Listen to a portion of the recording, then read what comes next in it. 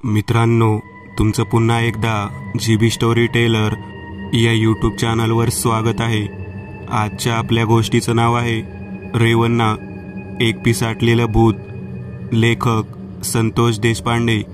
पण गोष्ट सुरू करण्याआधी जर कोणी या चॅनलवर पहिल्यांदाच आलेले असाल तर त्यांनी ह्या चॅनलला सबस्क्राईब करायला विसरू नका। चला तर मग अजिबात वेळ न घालवता गोष्टीला सुरुवात करूया।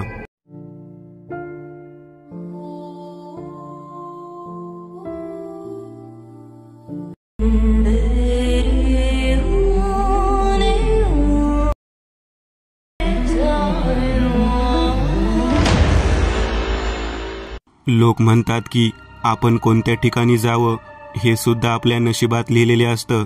माझा मित्र वरद आणि त्याचा मित्र सतीश या दोघांना जो अनुभव आला तो अनुभव मी तुम्हाला सांगत आहे।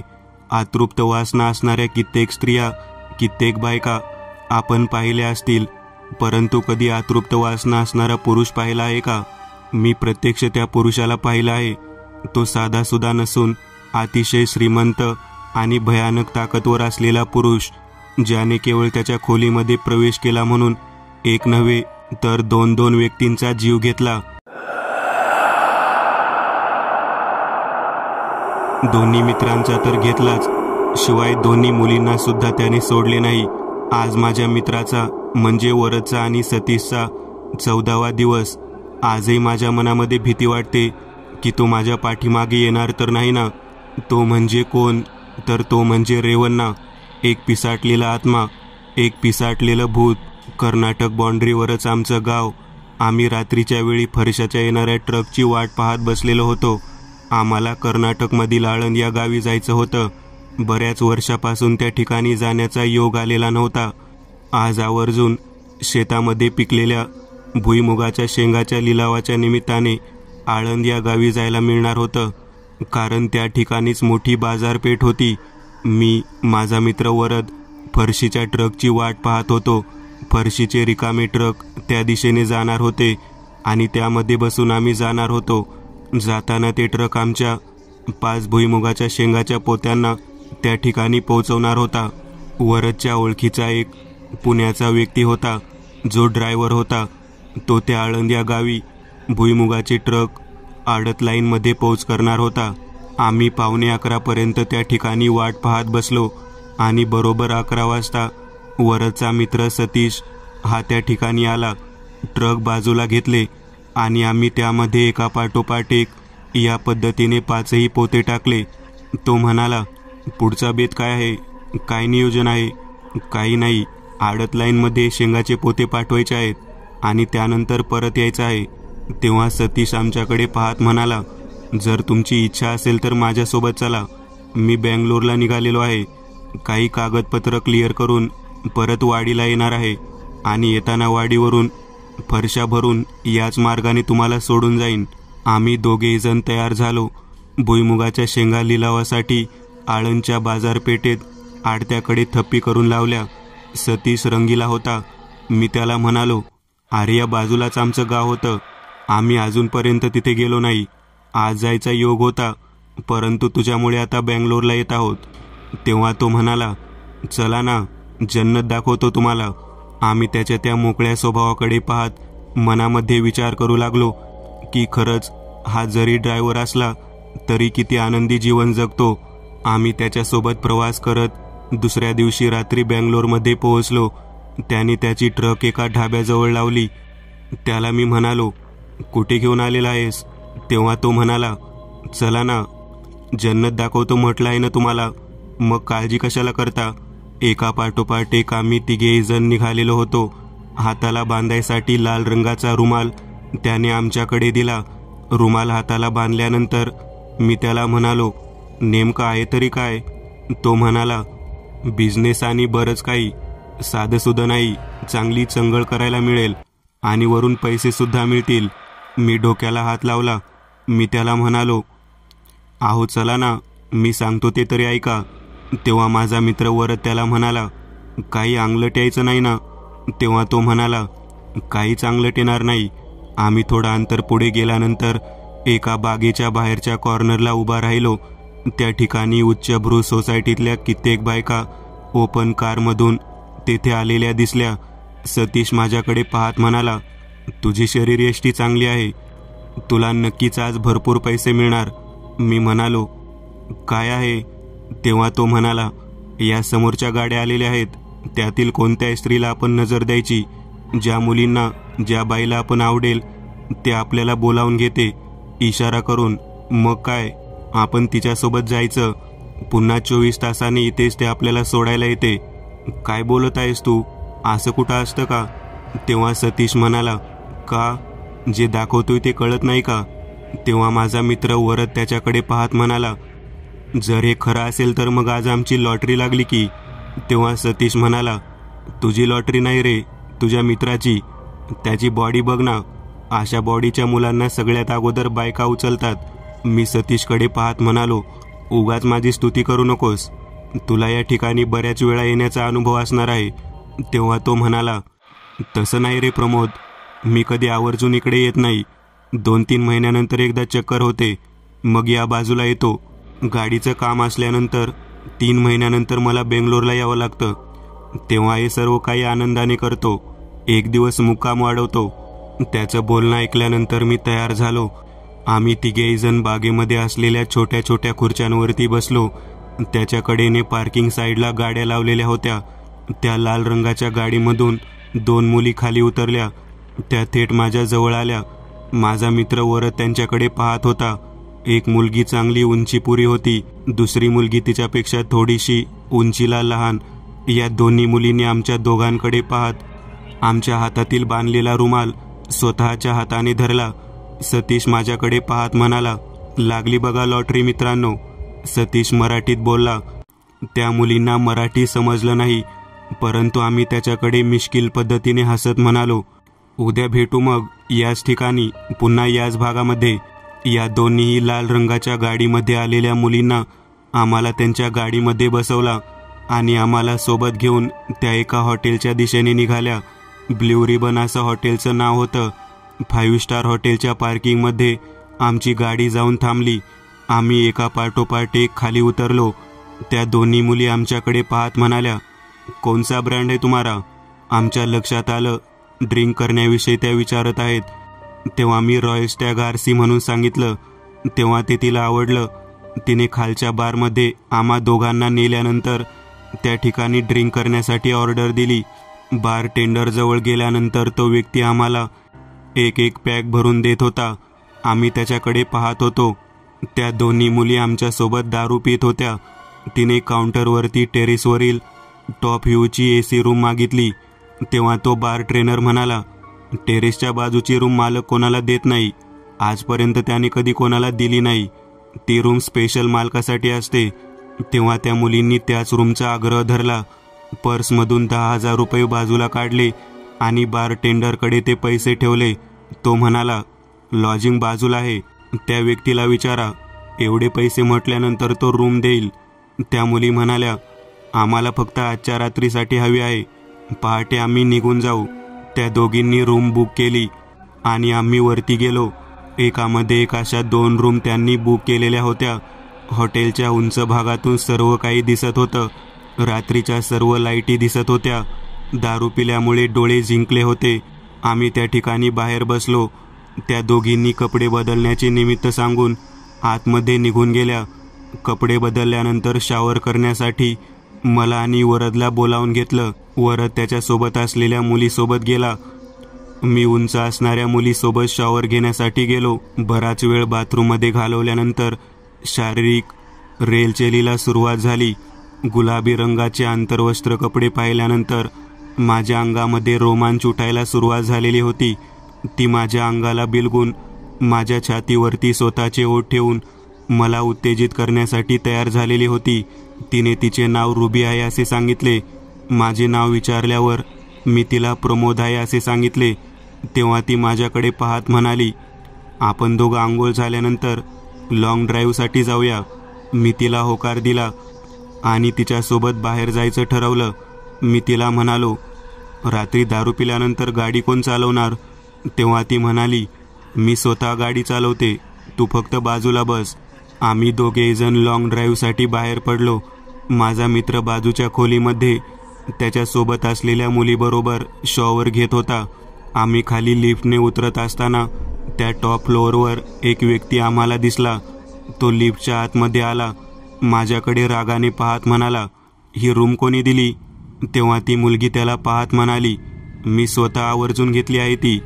तेव्हा तो म्हणाला, मी विचारलं रूम कोणी दिली? तेव्हा ती म्हणाली, लॉजिंगवाल्याने रूम दिली आहे. तो भयंकर चिडलेला होता.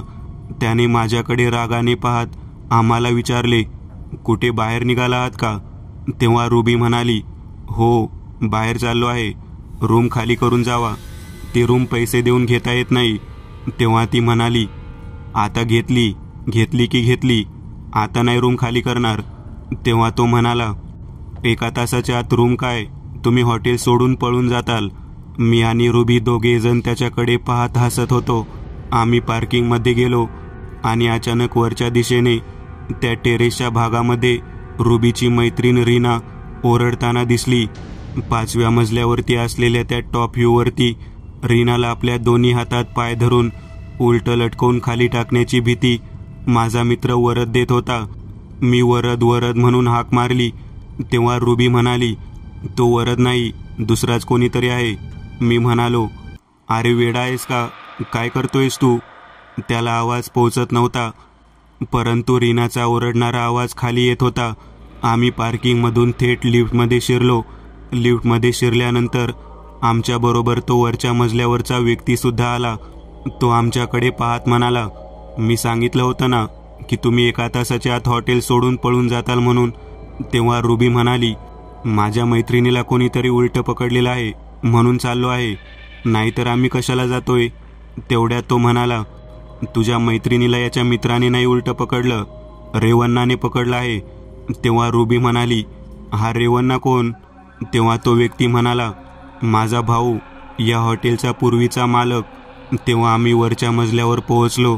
समोर बाहेर एक मोठा फोटो आम्ही पाहिला. मी रुबीला म्हणालो, दरवाजा उघडायला हवा.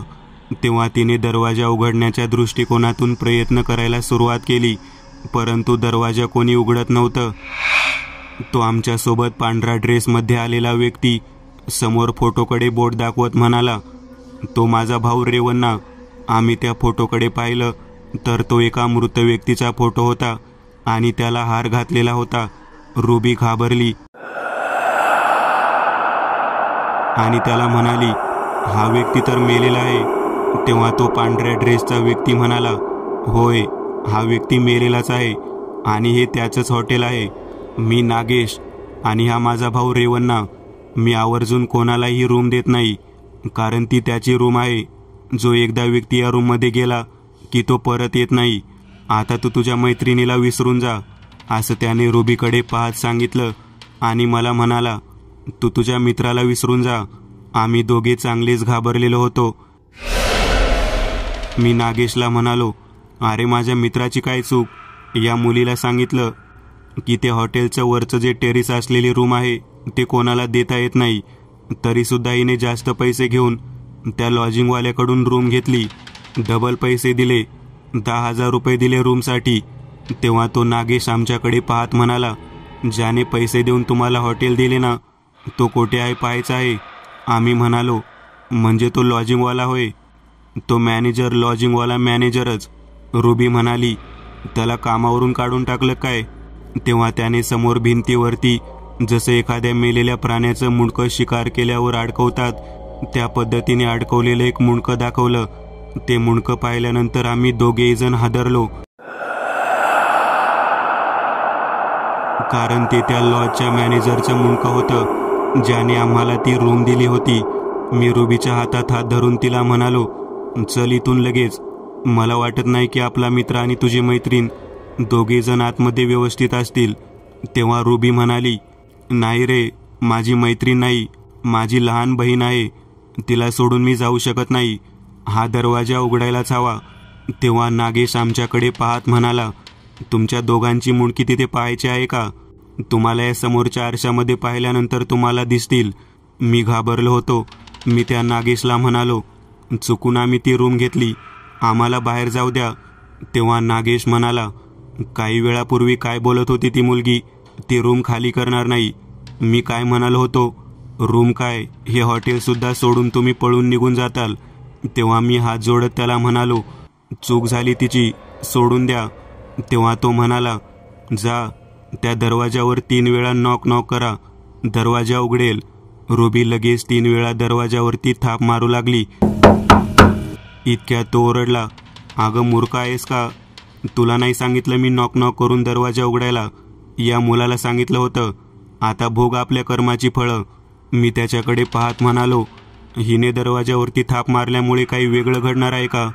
तेव्हा तो म्हणाला, माझा भाऊ हिला पाहिल्यावर रीनाला बाहेर सोडेल, परंतु या रुबीला कधीच बाहेर सोडणार नाही. आम्ही बाजूच्या रूमच्या आतमधून गॅलरीतून टेरेसच्या दिशेने जायचं म्हणून विचार करू लागलो.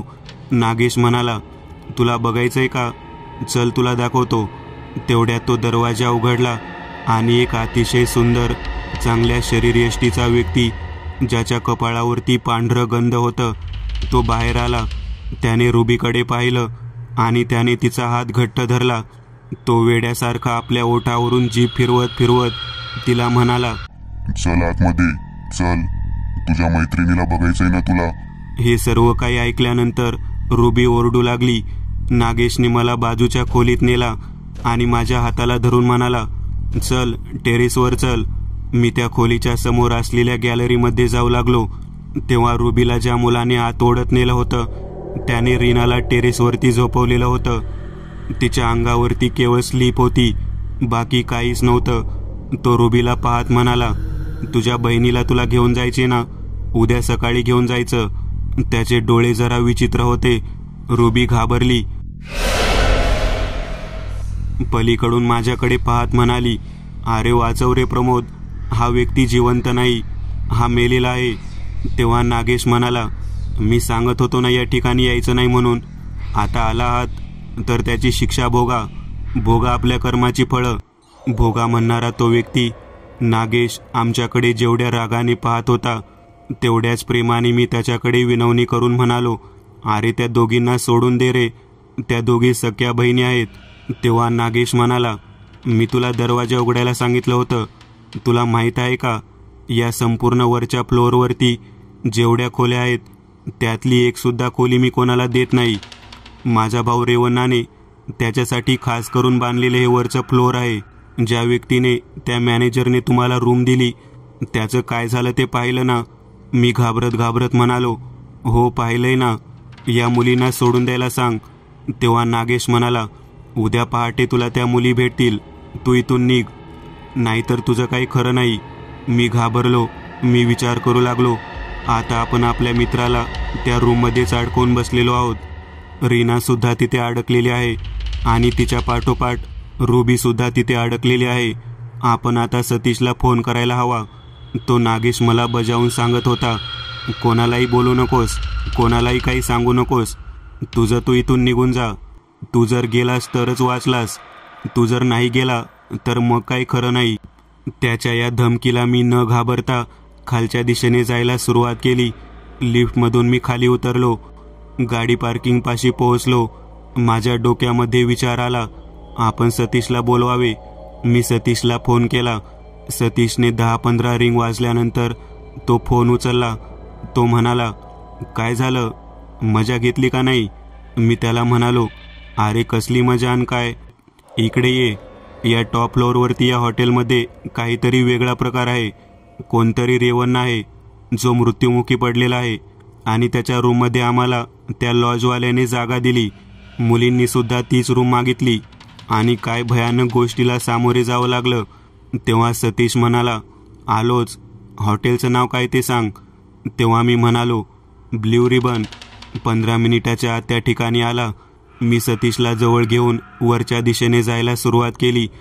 लिफ्टच्या बाहेर उभारलेल्या नागेशला पाहिले. तो म्हणाला, याला घेऊन आलेला आहेस काय तू?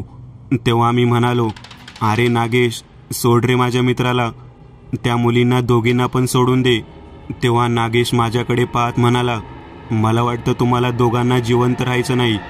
तुला तुझ्या मित्राला सोडवायचं आहे ना, त्या मुलींना सोडवायचं आहे ना, जा या खोलीच्या आतमध्ये. सतीश म्हणाला, एवढं का घाबरायला त्याला? सरळ दरवाजावर लाथ घाल ना, मी सतीशला म्हणालो. अरे जो पिसाटलेला आत्मा म्हणत आहे तो याच खोलीत आहे. तेव्हा सतीशने जोरात लाथ घातली. दरवाजा आतमधल्या बाजूने उघडला. आत पाहतो तर काय, लाल रंगाचे डोळे चमकताना दिसले आणि त्या अंधारामध्ये संपूर्ण उघड्या अवस्थेत असलेला तो सैतान दिसला. बाजूला पलंगावरती नरड फुटलेल्या अवस्थेमध्ये माझा मित्र वरत पडलेला होता. सतीशने ते दृश्य पाहिल्यानंतर त्याच्याकडे रागाने ओरडत म्हणाला, अरे सैताना, मुलींना पकडलेला हे कळतं मला, या मुलाला का मारलं? तेव्हा तो मोठ्याने ओरडत म्हणाला, भूक लागली मला, भूक. एकीला उपभोगलं, आता दुसरीची वेळ सुरू आहे. आता अजून एकदा भूक लागेल. तुला थांबायचं आहे का इथं? घेऊन जायचंय ना यांना? ये आतमध्ये ये. तेव्हा मी सतीशला म्हणालो, नको, आत जाऊ नकोस. तरीसुद्धा सतीश आतमध्ये गेला आणि थेट त्याच्या दिशेने चालून हात उगारत गेला. एका क्षणात त्याने केवळ नजरेने सतीशला वरच्या दिशेने खाली आपटले. सतीशचे लक्ष बाजूला असलेल्या रीनाकडे गेले. रीनाचे सर्व कपडे फाटलेले होते. तिच्या अंगावरती कपडे नव्हते. तिच्या पांढऱ्या शुभ्र शरीरावरती सगळे नखाचे ओरखडे होते. तिच्या तोंडातून रक्त वाहत होते. तो सैतान त्या रुबीच्या अंगावरती स्वार झालेला होता. त्याने केवळ नजरेने सतीशला खाली आपटलेले होते. ते दृश्य पाहिल्यानंतर मी चांगलाच घाबरलो. बाहेर असलेला नागेश मला म्हणाला, तुला आत जायचं आहे का? मी त्याला काहीच बोललो नाही. सतीशच्या तोंडातून रक्त वाहू लागले होते. रुबी प्रचंड वेदनेने विव्हळत होती. त्या नराधमाने स्वतःच्या पुरुष अहंकारात त्या रुबीला बेजार करून जागेवरतीच मारून टाकले. सतीशकडे पाहत तो पुन्हा एकदा नजरेने, केवळ नजरेने त्यांना आपल्याकडे खेचून घेत एका हाताने त्याचे नरडे दाबत माझ्याकडे पाहत म्हणाला, आता याची बारी आली आहे. जर तहान नाही भागली तर तुझा नंबर. मी घाबरलो आणि परत पळत सुटलो. मी एवढ्या वेगाने पळत सुटलो की मी थेट 5ही मजले काही क्षणात उतरलो आणि पार्किंगमधली गाडी तिथे सोडून तसाच धावत ट्रकच्या दिशेने आलो. माझ्या पाठीमागे नागेश धावत होता. मी त्या नागेशला म्हणालो, अरे आता तरी पाठलाग सोड ना. तो म्हणाला, तुला आणायला सांगितलं आहे दादाने. मी त्याला हात जोडून विनंती करत होतो, परंतु तो अघोरी व्यक्तीप्रमाणे माझ्याकडे पाहत होता. मी तसाच पळत पळत बस स्थानकापर्यंत पोहोचलो. रात्रीच्या वेळी अंधारामध्ये एका बाजूला एक मंदिर दिसले. मी त्या ठिकाणी जाऊन लपलो. मंदिराच्या आतमधील आरशामध्ये मी माझी अवस्था पाहिली. मला चांगलाच दरदरून घाम आलेला होता. या मंदिराच्या बाहेरच्या बाजूला फिरणाऱ्या नागेशकडे मी पाहिलं. तो अघोऱ्याप्रमाणे मला शोधत होता. त्याच वेळेला माझं लक्ष आरशामध्ये गेलं. आरशामध्ये नागेश मला मुंडकं नसलेल्या व्यक्तीप्रमाणे दिसला. त्याचे शरीर पूर्णतः सडलेलं मला दिसलं. मी ओळखलं, नागेश सुद्धा जिवंत व्यक्ती नाही. मी तसाच मंदिराच्या सानिध्यात झोपून राहिलो. आपण एका भयानक चक्रामध्ये अडकलेलो आहोत हे मी चांगलेच ओळखले. दिवस उजाडल्यानंतर मी माझ्या घरी फोन केला. गावातील 5-6 लोकांना मी बोलावून घेतलं. हॉटेलवरती पोहोचलो तेव्हा चौकशी केल्यावर कळालं की ब्ल्यू रिबिन हॉटेलच्या 4थ्या मजल्यापर्यंतच रूम आहेत. 5व्या मजल्यावरती शटर आहे आणि मागील 1 वर्षापासून त्या ठिकाणी कोणालाच रूम भाड्याने दिली जात नाही. मी वेळ पाहिली होती तेव्हा रुबीने 12 वाजल्यानंतर रूम बुक केलेली होती. कदाचित आम्ही 12च्या फेऱ्यात सापडलेलो होतो. मी हे सर्व काही ऐकल्यानंतर हादरून गेलो. शटर उघडायला सांगितलं परंतु कोणी उघडायला तयार नव्हतं. अखेर पोलिसांना बोलावून मी ते शटर उघडलं. त्या खोलीमध्ये चित्रविचित्र अवस्थेमध्ये वरद, सतीश आणि त्या मुली आढळल्या. मी हे सर्व काही पाहिल्यानंतर भयंकर घाबरलो आणि तेथून परत आलो. पोलिसांनी त्यांचा मृत्यू विषारी दारू पिल्यामुळे झाला असे सांगितले. मी विचार करू लागलो, मी सुद्धा दारू पिलो होतो परंतु मी मेलो नाही, कारण मी त्या रेवन्नाच्या, त्या पिसाटलेल्या भूताच्या तावडीत सापडलोच नाही. आज त्या दोघांचा 14वा दिवस पूर्ण करत आहे. खरंच हव्यास व नियती माणसाला कोठे घेऊन जाईल हे सांगता येत नाही. मित्रांनो, आज पुरतं एवढंच. तुम्हाला जर काही गोष्ट आवडली असेल तर नक्की लाईक करा. तुमच्यापैकी बरेचसे जण व्हिडिओ लाईक न करताच पळून जातात, पण हा जर व्हिडिओ तुम्ही लाईक केला तर मला जरा बरं वाटेल आणि असेच भारी भारी व्हिडिओ बनवायची माझ्यात एनर्जी येईल. त्यामुळे नक्की लाईक करा. आणि अजूनही कोणी या चॅनलला सबस्क्राईब केलेलं नसाल तर लगेच सबस्क्राईब करून टाका. आणि बाजूची घंटी ती मात्र दाबायला विसरू नका. देवाची घंटी आहे ती. चला तर मग पुन्हा भेटूया अशीच एक आगळी वेगळी गोष्ट घेऊन पुढच्या